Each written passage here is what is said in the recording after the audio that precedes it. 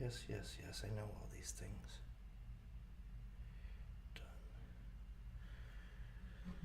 Done. Alrighty.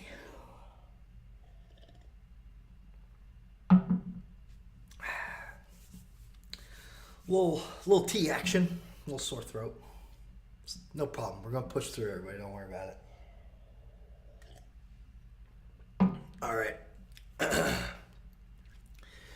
Let's see. We're rolling on YouTube. Podcast recording. All right. Let's do this thing. All right, ladies and gentlemen, boys and girls, episode 117 already of Dave's Dugout. Welcome back. Thank you. Final four in the books. National championship is set for today. 9 o'clock on the East Coast, 6 o'clock Pacific time, where I'm at now. And wow, we're finally down to two. And then there were two. The Final Four, arguably one of the games, one of the best Final Four games of all time. Are we allowed to say that yet? Crazy, crazy stuff. One last time, got the March Madness shirt on. If you're watching on YouTube, I've got We Sleep in May back there. John, it might be finally for you to take a nap. So, I'm going to recap the Final Four, talk about the championship game here, and a couple little quick things off the top. First, we got to talk about the Will Smith slap. Will Smith and Chris Rock. Boy, oh boy, how many takes are left on that? I'm not quite sure. But that was definitely something. No, I'm kidding. That's kind of old news, but I did want to mention it. A couple other little things. Albert Pujols coming back to the Cardinals for one last year, one last farewell.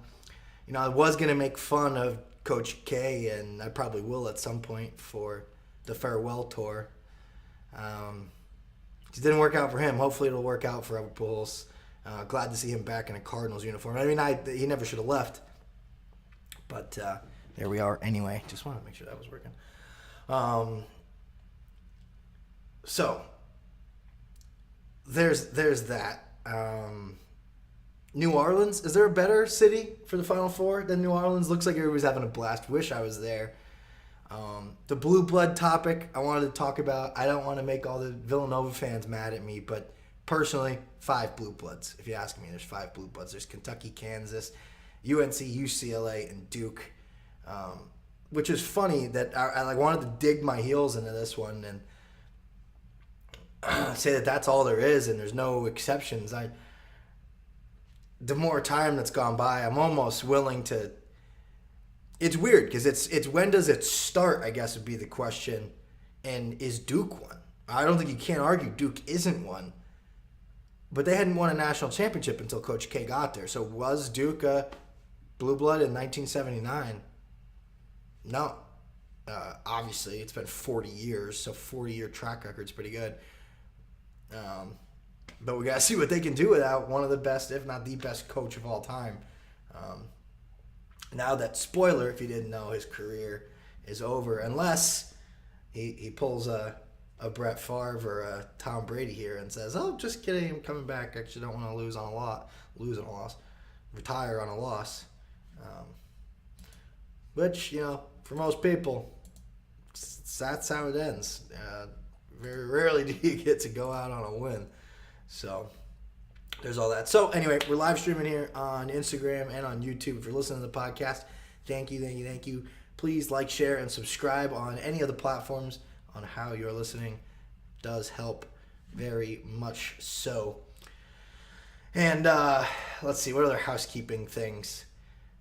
Because, I mean, we do have the NBA playoffs coming up. Well, obviously, we'll switch gears once tonight's over. NHL playoffs, Stanley Cup playoffs coming up. The World Cup is taking place in the winter this year instead of the summer because it's so hot where it's taking place. Rightfully so, they said we're not going to do it in Qatar in the summer, so we're going to have it in the winter. So they just finally released the pools or the groups for the group stage for the World Cup. That was kind of big news. The Rams, once again, don't need draft picks, signing Bobby Wagner. So now they have 3, I think, of the top 30 defensive players with the most Pro Bowls in the last however many years. And Aaron Donald, Jalen Ramsey, and now Bobby Wagner. So a star-studded defense once again for the Rams.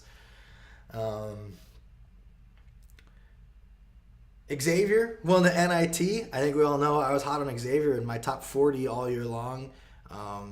Xavier, Oklahoma, I thought I had a great shot to win the NIT championship because I thought they had a shot to win a game or two in March in the NCAA tournament.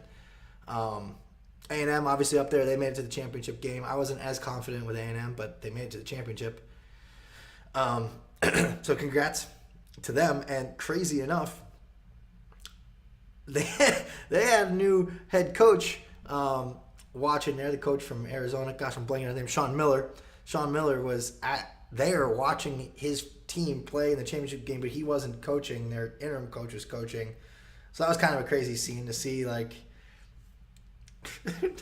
Sean Miller there just watching. And I don't know, probably talk to the team and said, hey, guys, if you stick around, we'll make the tournament. You'd think next year with him as the head coach. So that was kind of crazy. Oregon basketball getting another 5-star recruit. I'm just kind of jumping along things that happened here since I recorded last. And anybody watch the dunk contest and the 3-point contest for college? Almost forgot this was a thing. Glad I was tuned in on ESPN. It was so much fun, man.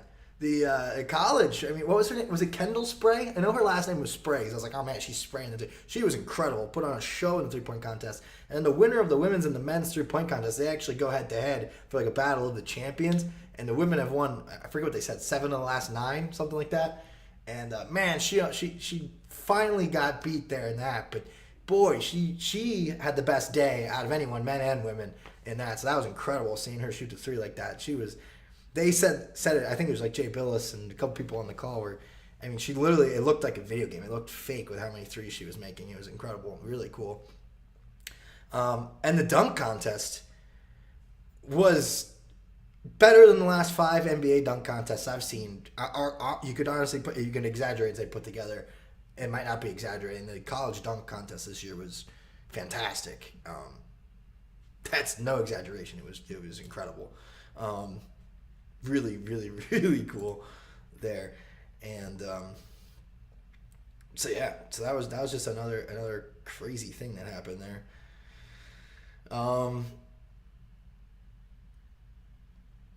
So I guess let's dive into the Final Four real quick here, huh? I mean, might as well. And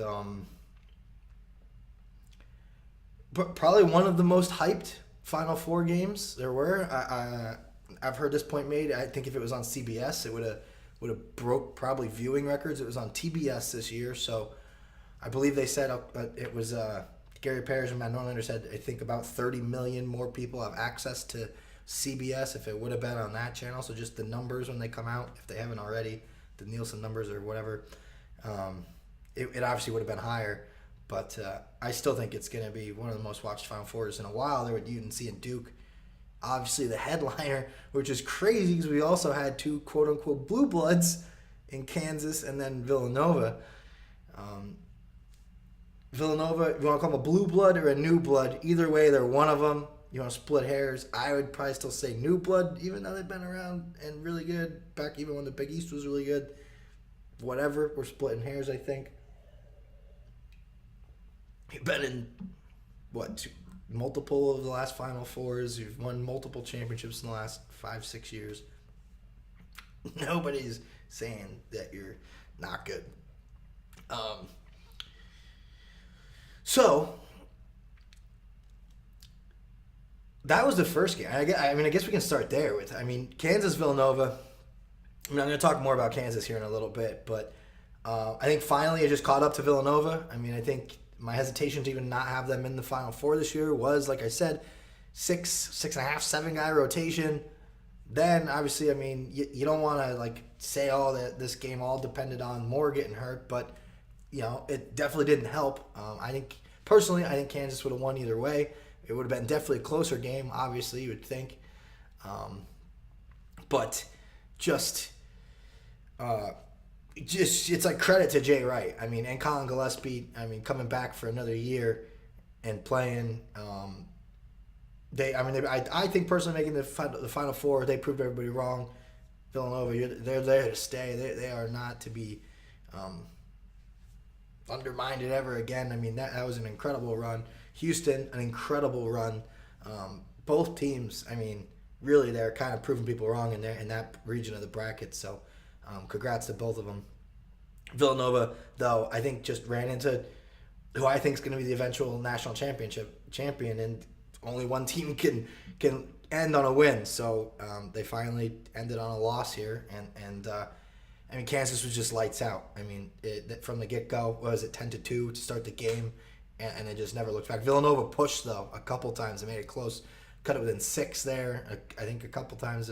And Kansas, though, I mean, I think Jay Wright even said it himself in the post-game press conference, when you get out to a lead like that or a deficit like that, it's really hard to come back against really good teams.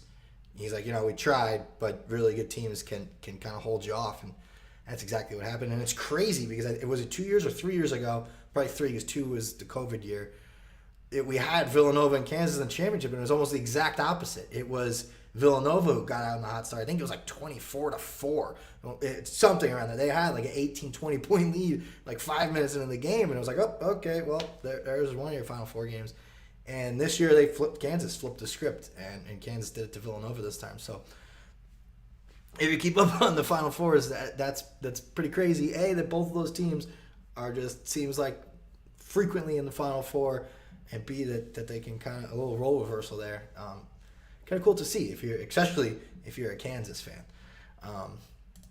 So that was incredible. And then, I mean, Duke, Carolina. I mean, what more do we say about Duke and Carolina?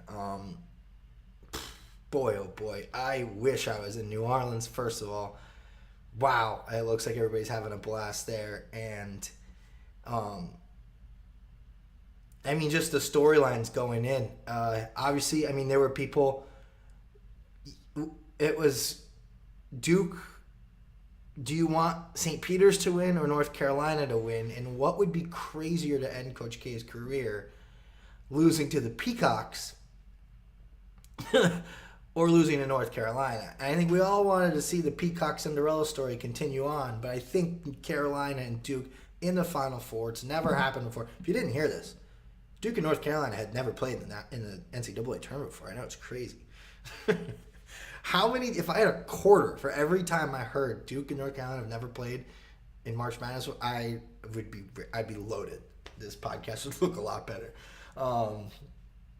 Absolutely insane there that they've never played, and the first time it's Coach K's final game and it's in the Final Four. Absolutely insane there. So obviously that is a really cool story in and of itself.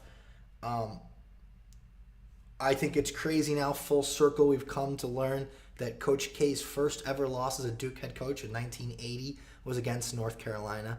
Coach K's now last loss ever, if he doesn't come back, against North Carolina. His final loss in Cameron Indoor against North Carolina.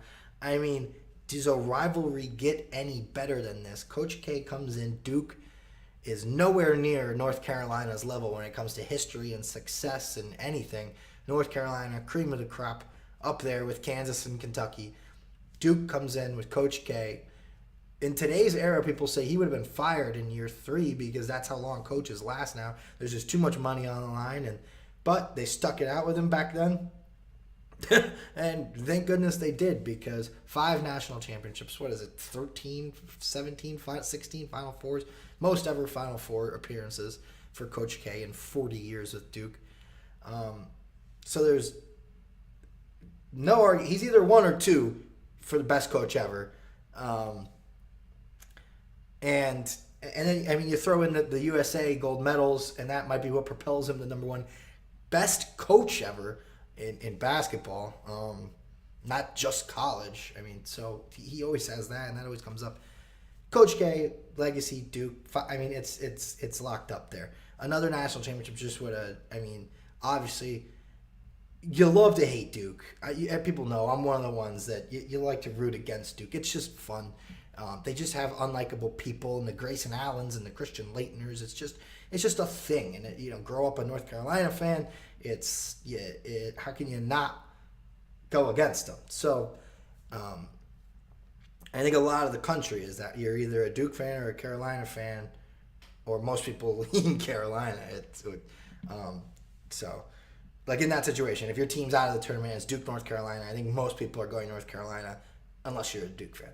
So, the bandwagon for UNC, I think, is much bigger when it comes to that. I mean, they even say it. UNC, University of National Championships. Their foot is on the door for another one here. Spoiler: North Carolina beat Duke. Caleb Love making insane shots once again. And to make this Final Four, I mean, we've proved it now 2 years in a row. You either need to be really well-rounded, like a Kansas, like a Gonzaga, like a Baylor last year, even Villanova, even though they were hurt at the end here, or you need to be red hot. At Auburn a couple years ago, Tech a couple years ago, UCLA last year, and UNC this year. You either need to be red hot or really well-rounded, top 5 team in the country to make it here to this game tonight. We got red hot, or really there's the Final Four. Red hot Carolina versus well-rounded Kansas. I've said this before. I'm going to say it again if they win. I'm going to go all into it if they win. I'd probably do it right now. I had them number 1 in my preseason rankings. I believe I was the only one. I don't know if I've seen any other that had Kansas number 1. It was mostly Gonzaga or UCLA. Mostly Gonzaga. But I thought best team, best conference, returning Ochai Agbaji, returning McCormick, and you're getting Remy Martin from the transfer portal, one of the best players in the Pac-12 and the best player on an Arizona State team.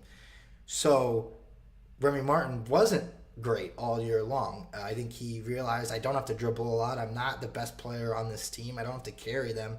Took a little bit to get into the Kansas system, realize, I'm on Kansas now. I don't have to do everything.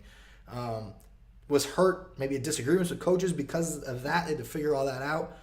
Well, guess what? He got healthy. He figured it out. They went on a run, won the Big 12 with Baylor regular season, and that was essentially without Remy Martin. Then you add Remy Martin, one of the best players in the country. He was picked to be the preseason Big 12 Player of the Year.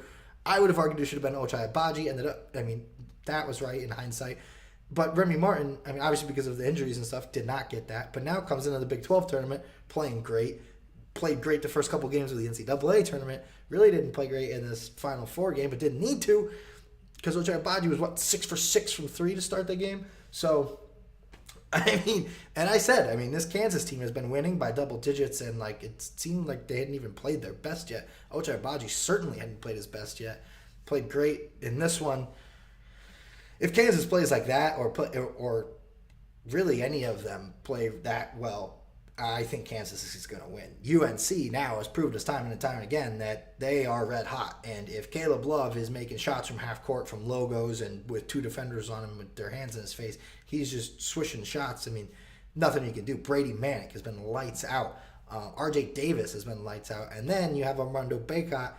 These are some of these guys, most of them are 5-star recruits. This is North Carolina. They were a roller coaster up and down. They were a top 20 team in the preseason. That part isn't surprising, but their performance all season long is what was surprising. They were not living up to expectations. The stories come out now. They lose by double digits to bad teams. 2 of 3 games. A couple months ago, and they're like, hey, we either fall apart or they had a team meeting in the locker room. We're not leaving this locker room until we figure this out. Well, guess what? Now they've won 17 of their last 20, I think it is. And they're rolling. So that team meeting did a lot, and these guys figured it out. And I don't think you can't be much happier for Hubert Davis. From what I've heard, one of the nicest guys there is in the biz.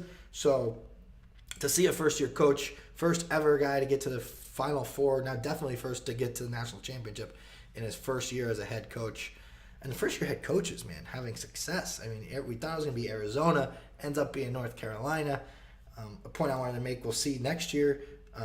it seems like these assistant coaches, if you're with one of the elite best coaches, in Hubert Davis's case, one of the best coaches of all time, Mark Few, one of the best, that was Arizona's head coach. And then, now we're going to have Scott Drew's Jerome Tang is going to go be the head coach at Kansas State. So I'm going to bet the over on Kansas State next year. It seems like you spend 5, 10, 15, 20 years with an elite head coach, and it seems like that works out for the better for you with your team. So crazy the first year success for these guys, especially Hubert Davis. Hats off. It was wild they were in the Final Four. It's crazier that they're in the national championship. It really is a story. In either way, I think we're going to have a great story.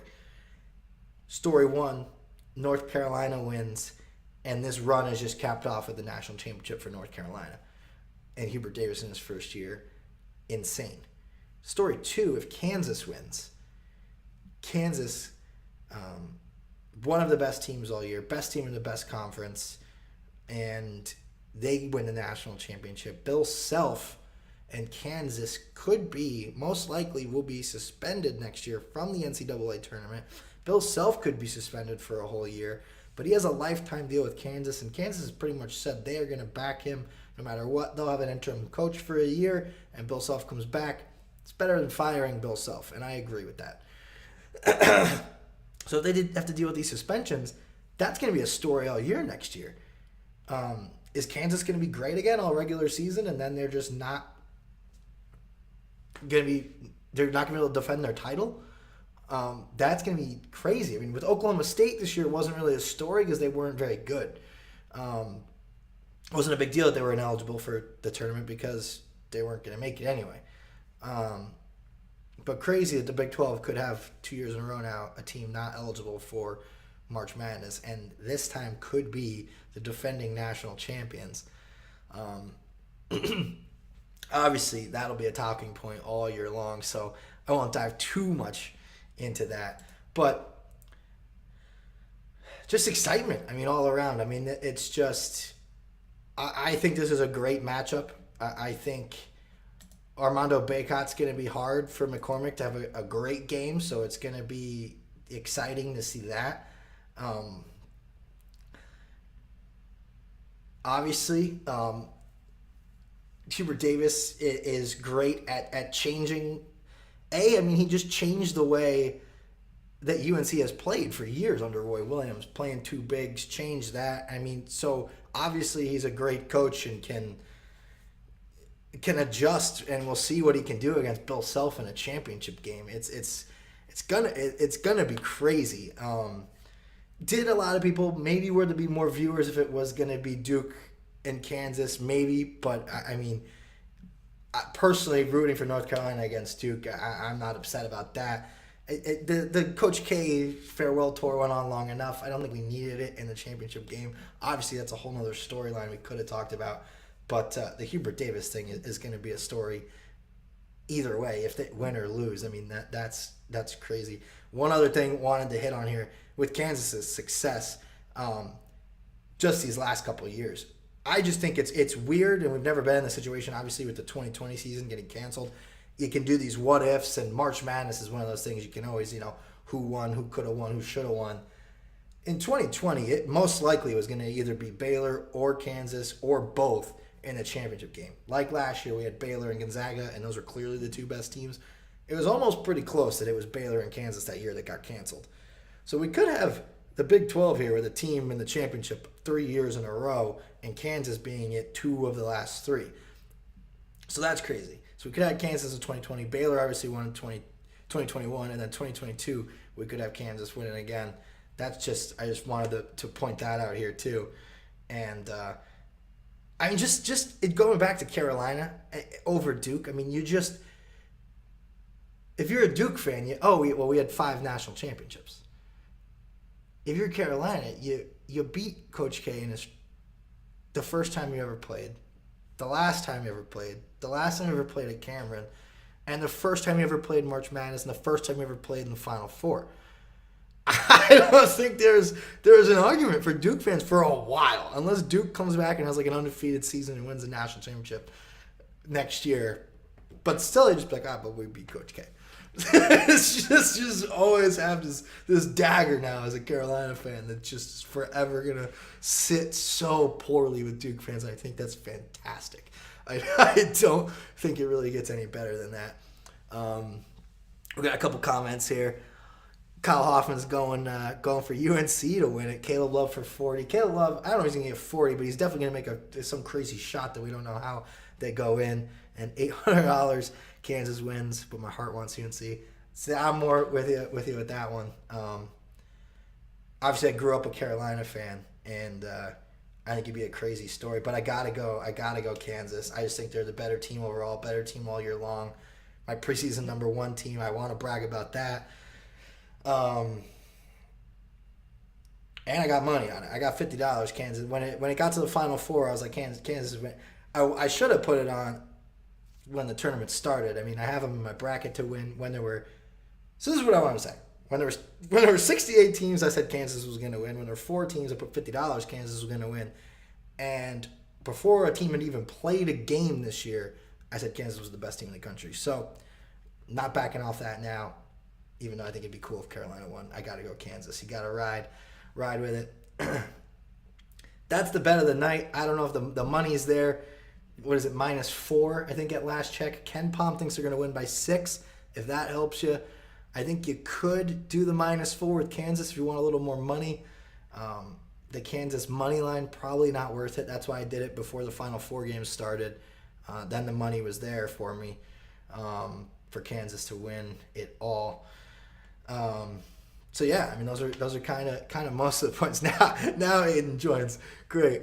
So yeah, we I don't know. That's all. That's really. I just wanted to hit on most of the main points. Quicker episode today because I still got to get to work here. But yeah, wanted to get one in. Wanted to get one in before the Final Four and after the championship game, but doing it in between here. Instead, last night, sore throat. Just wasn't feeling it. Like I said, start the episode. I got my tea here. We're gonna push through. It's fine. Don't worry about it. It's not a sickness. I actually think it might be allergies. I think I might be allergic to Oregon. I was allergic to Vermont when I lived there. I don't know. We'll figure it out. Never had to deal with allergies before until I moved to Vermont. Super weird. But we'll see. All right, that's enough of me babbling. I'm talking about allergies. If you're watching on YouTube, We Sleep in May shirt's back there. John, go take a nap for all of us. Now it's really transfer portal news and who's going to go to the NBA draft here after this for the next couple months. And obviously we'll talk a little bit about it. But all comes down to this, man. Crazy. Rock chalk, Jayhawk, baby. Let's go. Let's do it. All right, everybody. That was episode 117 of Dave's Dugout. And hope you tune in again. Thanks for listening. Like, subscribe, share with your friends. And we'll see you next time. All right. Thanks for tuning in live, everybody. We'll see you next time. Bye, YouTube.